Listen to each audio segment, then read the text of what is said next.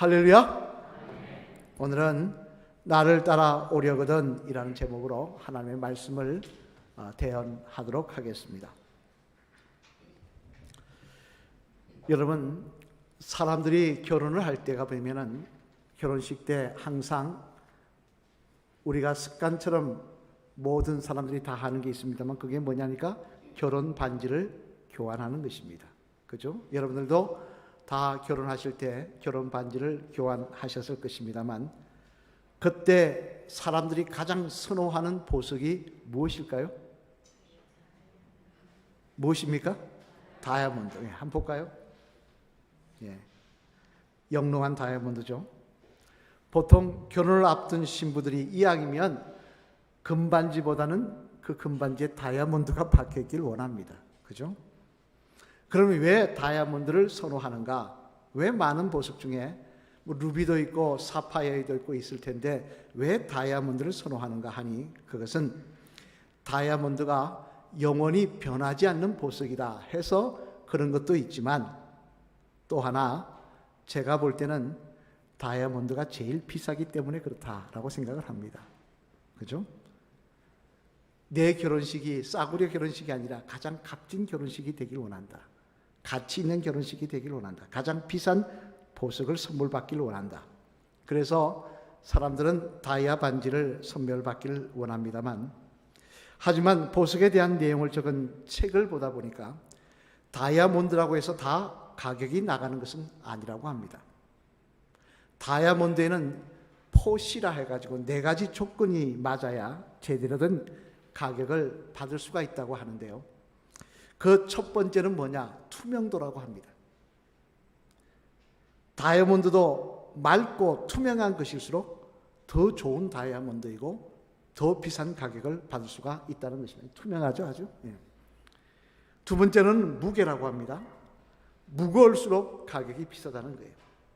집에 가셔서 내가 받은 다이아는 얼마나 무게가 되는지 한번 보시기 바랍니다. 그리고 세 번째는 색깔이라고 합니다. 신비한 빛을 발할수록 가격이 올라간다는 것입니다. 그리고 마지막으로 네 번째는 다듬어진 모양이라는 것입니다. 컷이라고 하는데요. 즉 다이아몬드가 깎여 있는 각도와 모양에 따라서 가치가 달라지며 가격이 달라진다는 거예요.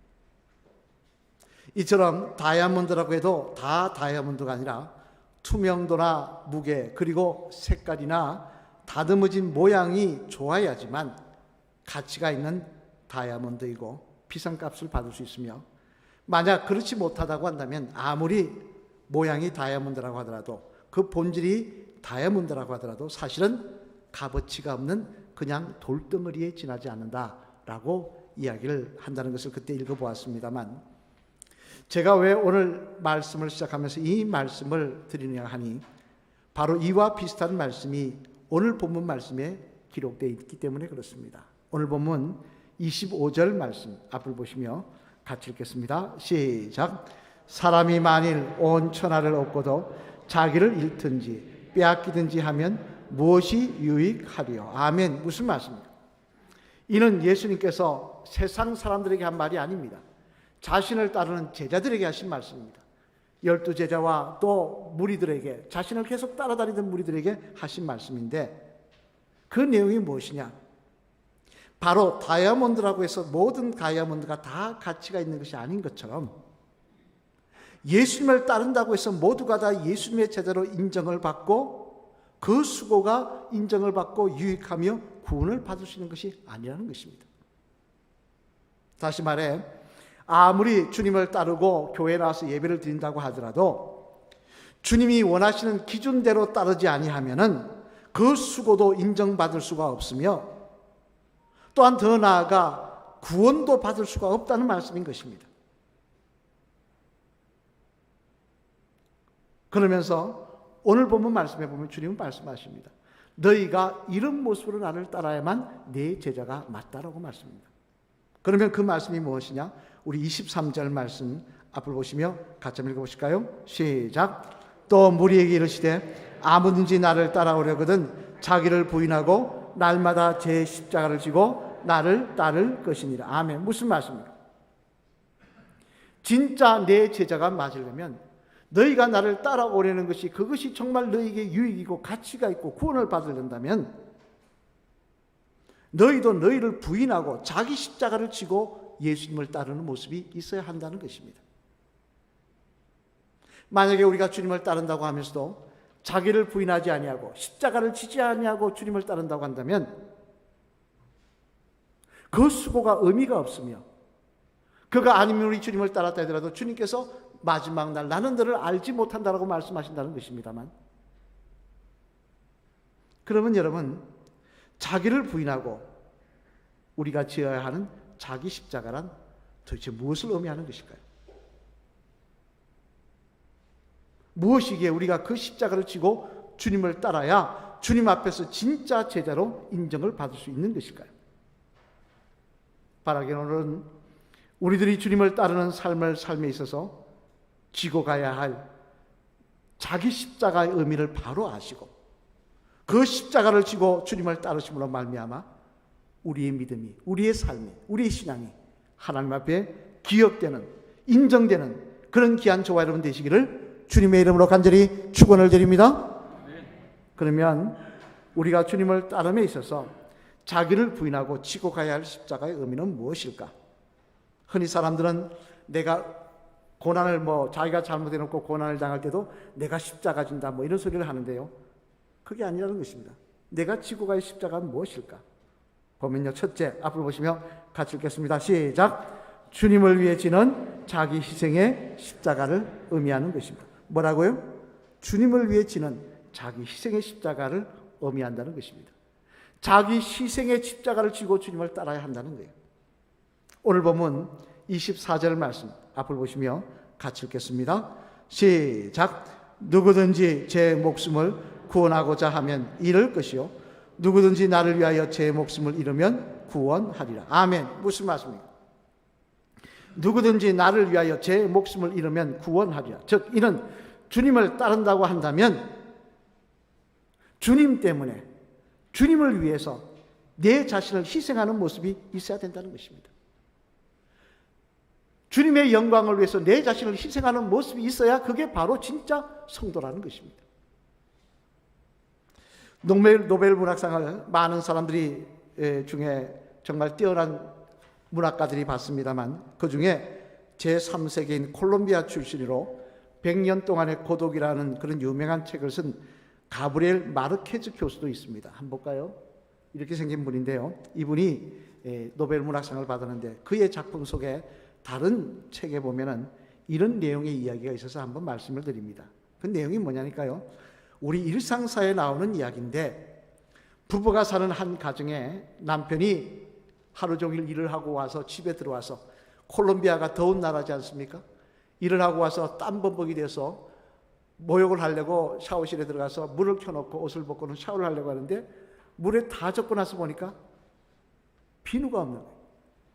그래서 문을 열고 부인에게 고함을 지르고 여보 여기 왜 화장실에 비누가 없어?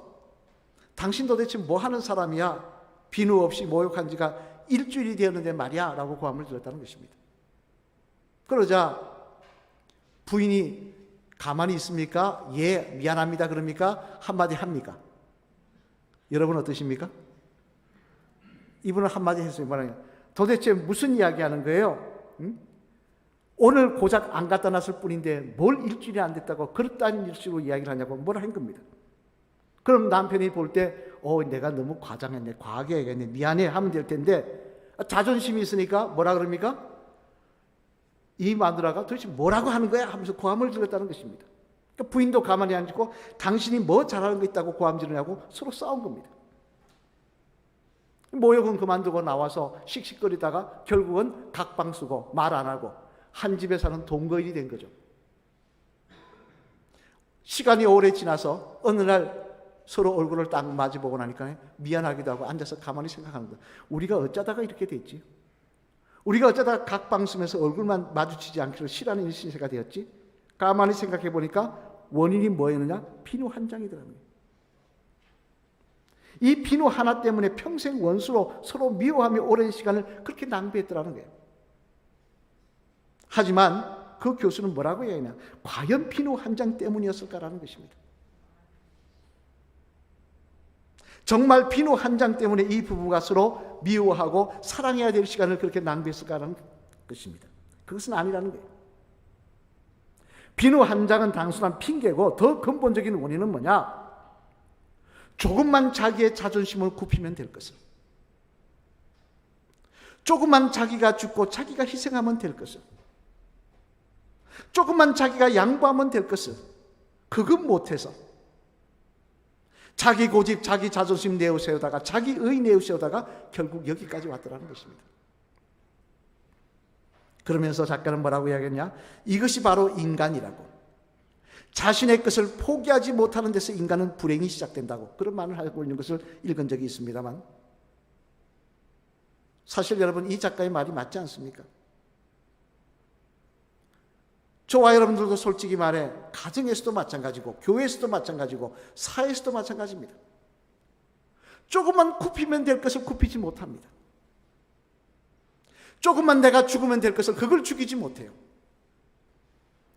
조금만 내 이익을 나누면 안 하면 될 텐데 내 이익 포기 못합니다. 내 자존심, 내 이익, 내 고집, 내 아직 포기 못합니다. 그러니까 어떻게 합니까? 서로 미워하고 원수처럼 싸우며 살더라는 것입니다. 성도라 가면서도 교회 나와서 저 사람이 내 자존심 건드려서 나에게 모욕을 줬어, 미워하고 원수처럼 지내더라는 것입니다.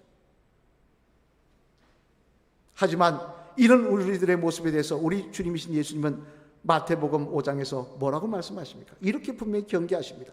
우리 마태복음 5장 38절로 44절 말씀, 잘 아시는 말씀이죠. 산상수 같이 읽어보시겠습니다. 시작. 또 눈은 눈으로 이는 이로 갚으라 하였다는 것을 너희가 들었으나 나는 너희에게 이르노니 악한 자를 대적하지 말라. 누구든지 내 오른밤을 치거든 왼편도 돌려대며 또 너를 고발하여 속옷을 가지고자 하는 자에게 겉옷까지도 가지게 하며 또 누구든지 너로 억지로 어리로 가게 하거든 그 사람과 심리를 동행하고 내게 구하는 자에게 주며 내게 꾸고자 하는 자에게 거절하지 말라. 또 내 이웃을 사랑하고 내 원수를 미워하라 하였다는 것을 너희가 들었으나 나는 너희에게 이르노니 너희 원수를 사랑하며 너희를 박해하는 자를 위하여 기도하라. 아멘. 무슨 말씀입니까? 다른 이야기 아닙니다. 이 말씀은 너희가 주님의 제자라고 한다면, 나를 따른다고 한다면 세상 사람들처럼 손해보지 않으려고 하며 살지 말라는 것입니다. 희생하지 않으려고 하며 살지 말라는 것입니다. 내 자존심, 내 의, 내 고집 앞세우며 내 아집 앞세우며 그것이 마치 잘하는 것처럼 생각하며 내가 예수님의 제자라고 착각하지 말라는 것입니다. 먼저 자원하여 너희가 양보하며 희생하는 모습이 있으라는 것입니다. 너희가 먼저 죽어지는 모습이 있으라는 거예요. 그게 바로 주님의 제자라는 것입니다. 우린 그렇게 하면 목사님 많은 십지 그게 현실로 쉽습니까? 라고 이야기할지 모릅니다. 하지만 성경은 우리에게 뭐라고 말씀하고 있습니까? 초대교인들의 모습을 통하여 그 일이 실제 일어났다고 이야기합니다. 우리 한번 볼까요? 사도행전 2장 44절 45절 말씀, 우리 앞을 보시면 같이 읽겠습니다. 시작. 믿는 사람이 다 함께 있어 모든 물건을 서로 통용하고 또 재산과 소유를 팔아 각 사람의 필요를 따라 나눠주며. 아멘. 무슨 말씀입니까? 초대교회 교인들이 살았던 모습을 기록하고 있습니다. 어떻게 기록하고 있습니까? 초대교회 교인들은요, 예수님 믿는 것 때문에 어려움을 당하던 사람들입니다. 넉넉한 사람들이 아니에요. 그런데도 불구하고 그들은 필요한 사람, 아쉬운 사람을 위해서 자기 것을 나눠줄 줄 알더라는 것입니다. 왜? 주님이 그렇게 말씀하셨으니까. 이렇게 희생하라고 말씀하셨으니까. 또 빌레몬서에 보면요, 빌레몬서 1장 16절 17절 말씀에 보면요, 사도 바울이 빌레몬에게 참 어려운 요구를 하시는데 우리 한 같이 읽어보실까요? 빌레몬서 1장 16절 17절 시작. 이후로는 종과 같이 대하지 아니하고 종 이상으로 곧 사랑받는 형제로 들을지라. 내가 특별히 그러하거든 하물며 육신과 주 안에서 상관된 내게랴. 그러므로 내가 나를 동력자로 할진대 그를 영접하기를 내게 하듯 하고. 아멘. 무슨 말씀입니까? 사도 바울이 빌레몬이라는 로마 시민, 부유한 로마 시민에게 이야기합니다. 기독교인에게 이야기합니다. 지금 너에게 오네시모라는 이 사람에게 종이를 들려보내는데 이 사람을 내 형제같이 여기라고. 그런데 오네시모는 어떤 사람이냐?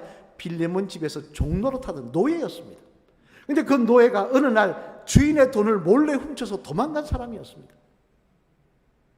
그 당시 로마에서는요, 이것은 주인을 모욕했다고 생각해서 그런 노예를 잡으면 반드시 사람들 보는 앞에서 죽였습니다.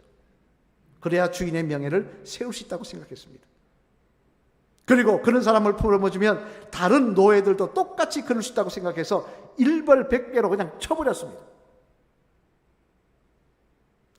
그런 인생이다. 빌레몬에게 모욕을 준 사람입니다. 그런 노예입니다.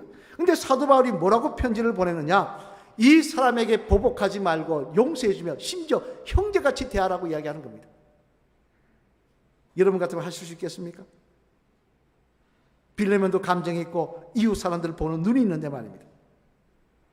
하지만 성경에 보면 빌레몬은 그렇게 했다는 거예요. 이 오네시모를 도와서 어떻게 합니까?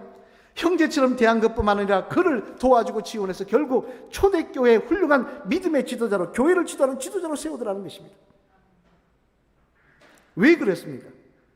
그건 바로 하나님이 기뻐하시는 일이기 때문에 그렇습니다.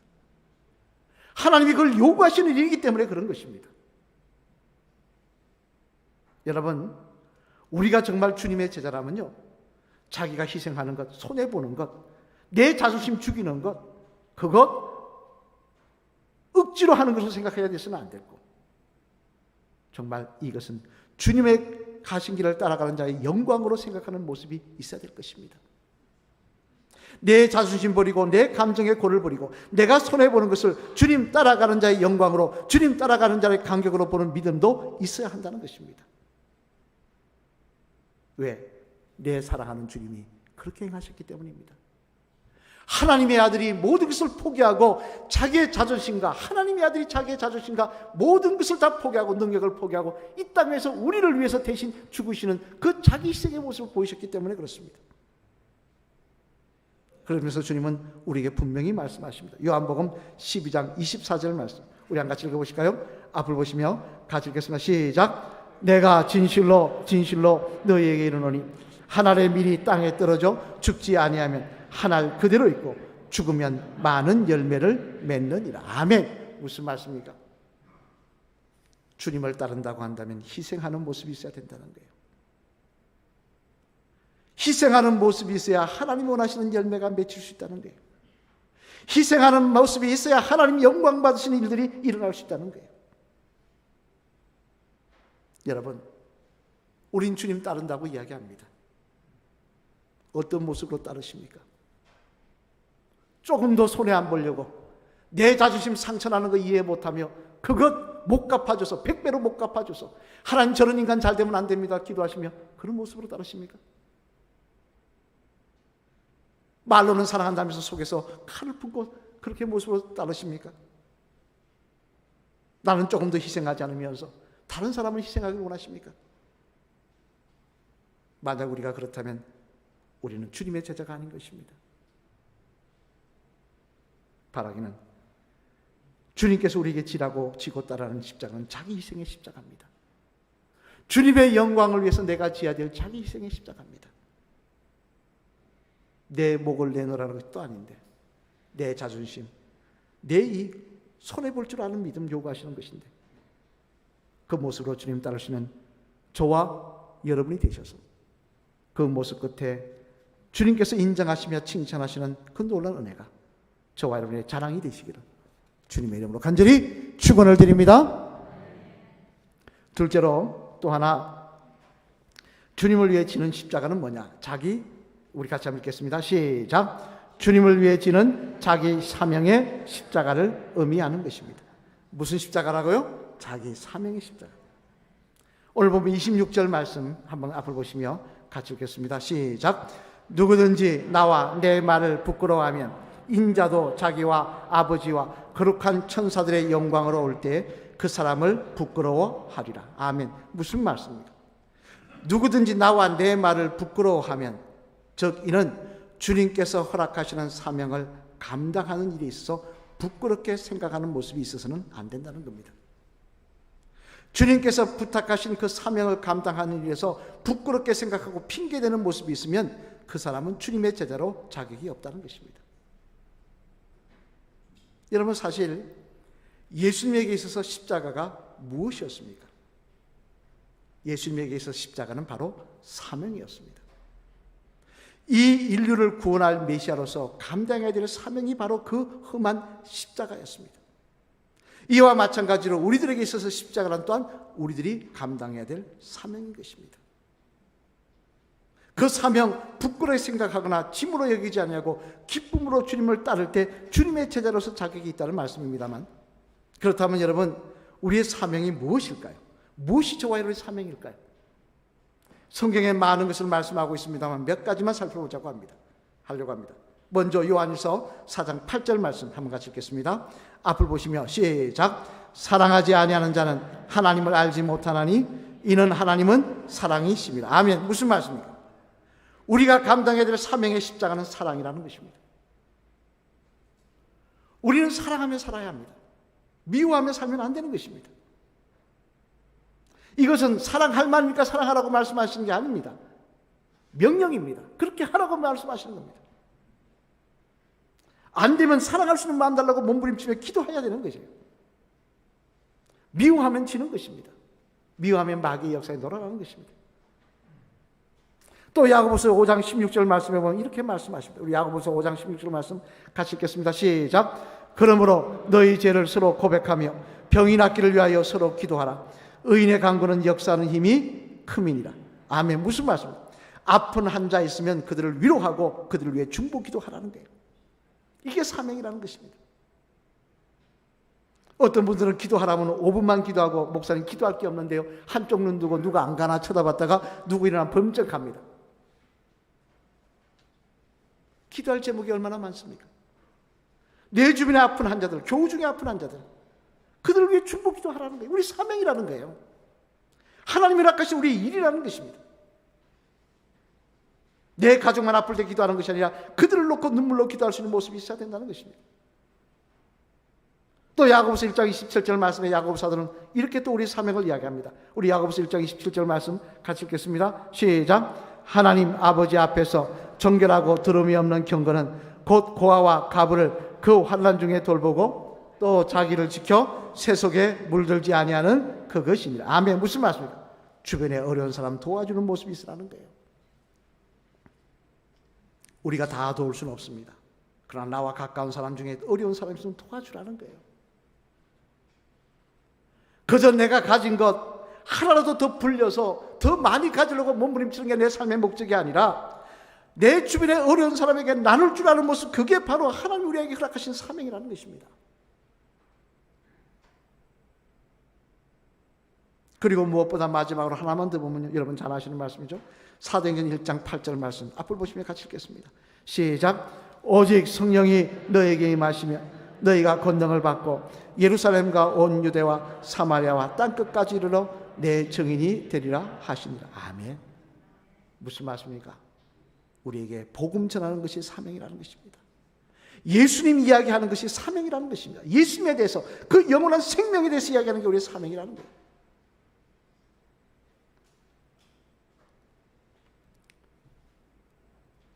미국의 35대 대통령이었던 존 F 케네디, 여러분 잘 아실 겁니다. 한번 볼까요? 이분이 죽기 전날, 내일이면 저격당해 죽는 날, 그날 저녁 밤에 만찬회가 있었는데 그 만찬회에 참석해서 이런 연설을 했다고 합니다. 한번 들어보시길 바랍니다. 사람은 누구나 역사의 법정 앞에 설 때가 있을 것입니다. 다 언젠간 역사 앞에 설 때가 있다는 거예요. 지도자는.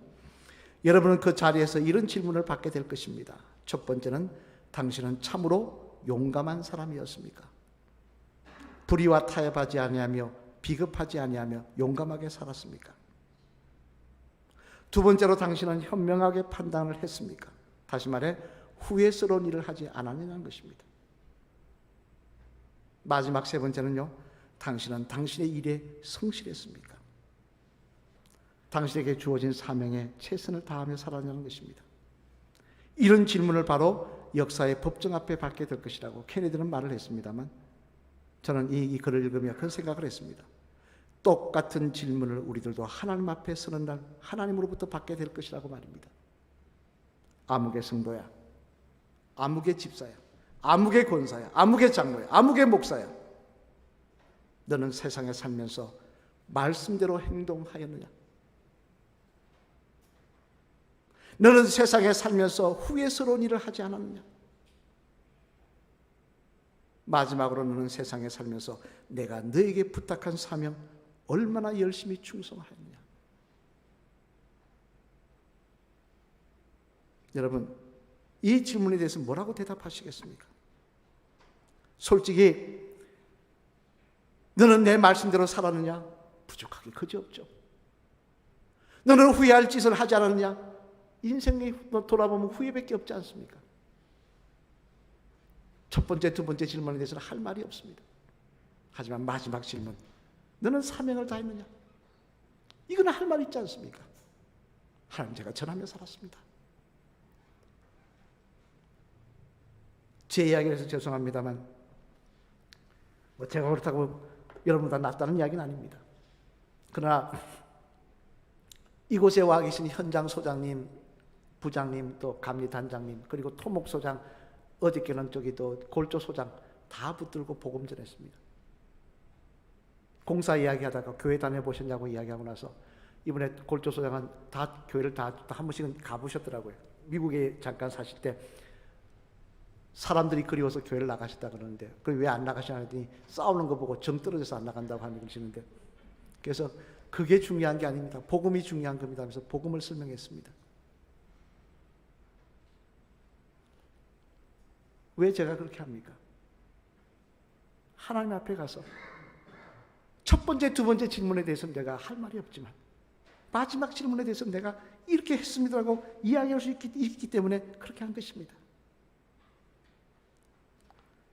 주님께서 말씀하신 달란트 비유에 보면요, 이런 핑계대며 이런저런 핑계대며 주님 사명 감당하지 않는 종에 대해서 주인이신 하나님은 이렇게 말씀하십니다. 마태복음 25장 28절로 30절 말씀 우리 한번 같이 읽어보실까요?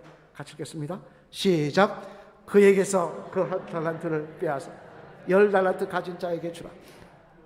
있는 자는 받아 풍족하게 되고 없는 자는 그 있는 것까지 빼앗기리라. 이 무익한 종을 바깥 어두운 데로 내쫓으라. 거기서 슬피 울며 이를 갈리라 하니라. 아멘. 잘 하시는 말씀입니다. 무슨 말씀입니까? 사명을 허락하며 기회를 주었는데 네가 그 기회를 우습게 알고 넘겨버렸다는 겁니다. 핑계대며 이런저런 핑계대며 사명을 감당하지 않았다는 거예요.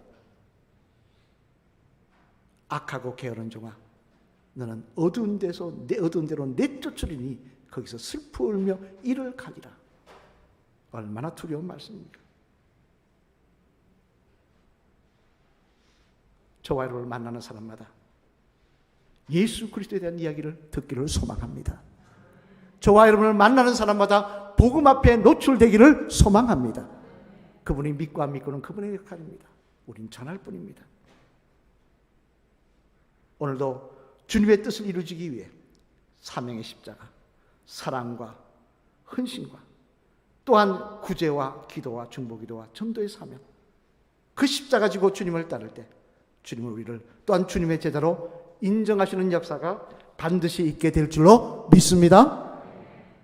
사랑하는 성도 여러분, 우리들이 얻을 구원은 분명히 예수 그리스도의 십자가 사건을 믿을 때 얻습니다. 다른 이름으로 없습니다. 오직 예수 그리스도 이름으로 얻습니다. 그 십자가를 믿을 때 얻습니다. 하지만 믿는다는 믿음이 그냥 마음속으로 다짐하고 내 입술로 믿습니다, 그거로 끝나는 것이 아닙니다. 왜냐하면 야고보 사도가 야고보서에서 분명히 말씀하시기를 행함이 없는 믿음은 죽은 믿음이라고 했기 때문입니다. 믿는다면 순종해야 한다는 것입니다. 믿는다면 그렇게 살아야 된다는 것입니다. 오늘 주님은 말씀하십니다. 너희가 나를 믿는다면 자기 십자가를 지고 나를 따르라고 말입니다. 자기 희생의 십자가, 자기 사명의 십자가 지고 나를 따르라고 말입니다. 그래야 할 때 그곳에 하나님이 예비하신 상급이 기다리고 있을 것이라고 말입니다. 주님 따른다고 하면서도 아직도 희생하지 않으며 내 자존심 생각하며 내 고집, 내 아집 내세우며 어떻게든 내 뜻이 관철돼야 되고, 그렇게 신앙생활 하십니까? 그렇게 세상 살아가고 계십니까? 주님 따른다고 하며 아쉬울 때만 하나님 앞에 기도하며 내 필요한 거 채워주시기만 하면 감사하다고 생각하고 사십니까? 허락하신 사명에 대해서는 관심도 없으십니까? 우린 제자가 아닌 것입니다. 우리 한번 마주 보실까요? 집사님에게는 자기 희생의 십자가, 자기 사명의 십자가가 분명히 있으십니까? 있은 것 같습니까? 왜 대답이 흐지부지하십니까? 다시 따라하시면, 집사님의 자기 희생의 십자가가, 자기 사명의 십자가가 주님 앞에서 집사님의 자랑이 되시길 바랍니다. 할렐루야. 아멘. 여러분, 흔히 이야기합니다. 믿는 게 쉽다고요. 천만의 말씀입니다. 믿는 거 쉽지 않습니다. 천국 가는 거 쉽지 않습니다. 믿음이 쉬운 게 아닙니다. 오늘 주님 말씀하십니다. 나를 따라오거든 자기 십자가를 지고 따라. 우리가 오늘 보면 23절 말씀을 읽어보실까요? 같이 읽겠습니다. 시작. 또 무리에게 이르시되 아무든지 나를 따라오거든 자기를 부인하고 날마다 제 십자가를 지고 나를 따를 것이니라. 아멘. 주님의 말씀입니다. 내 십자가를 지고 나를 따를 때 내가 제가 맞다는 것입니다. 또 디모데후서 4장 7절 8절 말씀, 사도 바울의 고백이죠. 이 고백도 한번 읽어보시겠습니다. 시작. 나는 선한 싸움을 싸우고 나의 달려갈 길을 마치고 믿음을 지켰으니 이제후로는 나를 의하여 의의 멸관이 예비되었으며 주 곧 어른 재판장이 그날에 내게 주실 것이며 내게만 아니라 주의 나타나심을 사모하는 모든 자에게 내도이라. 아멘. 우리는 이 말씀 가운데 뒷부분을 주목합니다. 의의 멸관이 예비되었을 것이다. 근데 바울은 그 전에 뭐라고 이야기합니까? 내가 선한 싸움을 싸웠다는 것입니다. 내가 헌신의 싸움을 싸웠다, 희생의 싸움을 싸웠다는 거예요. 내가 사명의 싸움을 싸웠다는 거예요. 이후로는 나를 위하여 의의 멸관이 예비되었을 것이라는 것입니다.